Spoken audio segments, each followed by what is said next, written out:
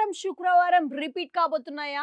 ఏపీలో ఇప్పుడు 2 వారాలు ఆసక్తిగా మారాయి. వాస్తవంగా 2014 నుండి 2019లో టీడీపీ అధినేత చంద్రబాబు నాయుడు ముఖ్యమంత్రిగా ఉన్న సమయంలో పోలవరం ప్రాజెక్ట్ సందర్శనార్థం ప్రతి సోమవారం కొంతమంది ప్రజానికాన్ని బస్సులు పెట్టే పంపించేవారు. దానికి ఎంత ఖర్చు అయిందనే విషయాన్ని తర్వాత అధికారంలోకి వచ్చిన జగన్ సర్కారు అసెంబ్లీలో వివరాలు వెల్లడించింది. చంద్రబాబు సీఎంగా ఉన్న సమయంలో సోమవారం అంటే పోలవరం అనే స్థాయిలో ముద్రపడిపోయింది. ఇదే సమయంలో జయము జయము చంద్రన్న పాట ఎంతో ఫేమస్ అయింది. దీన్ని వైసీపీ ప్రభుత్వం అసెంబ్లీలోనూ ప్రదర్శించింది. ఇదే సమయంలో శుక్రవారం కూడా ఏపీ రాజకీయాల్లో హాట్ టాపిక్కే. ఇక ఇందులో భాగంగా జగన్ ప్రతిపక్షంలో ఉన్నప్పుడు శుక్రవారం సిబిఐ కోర్టుకు వెళ్లేవారు.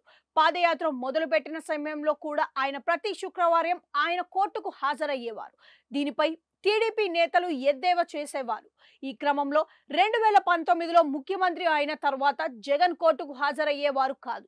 కట్ చేస్తే ఇప్పుడు చంద్రబాబు మరోసారి సీఎం అయ్యారు. జగన్ ప్రతిపక్ష నేతనయ్యారు. దీంతో మరోసారి ఈ 2 వారాలు తెరపైకి వచ్చాయి. ఇందులో భాగంగా ప్రస్తుతం ప్రతిపక్షంలో ఉన్న జగన్ ఇకపై ప్రతి శుక్రవారం సిబిఐ కోర్టుకు హాజరయ్యే అవకాశాలున్నాయని అంటున్నారు. ఇదే క్రమంలో ప్రతి సోమవారం పోలవరం అనే విషయాన్ని ఇప్పటికే చంద్రబాబు కన్ఫర్మ్ చేసేశారు.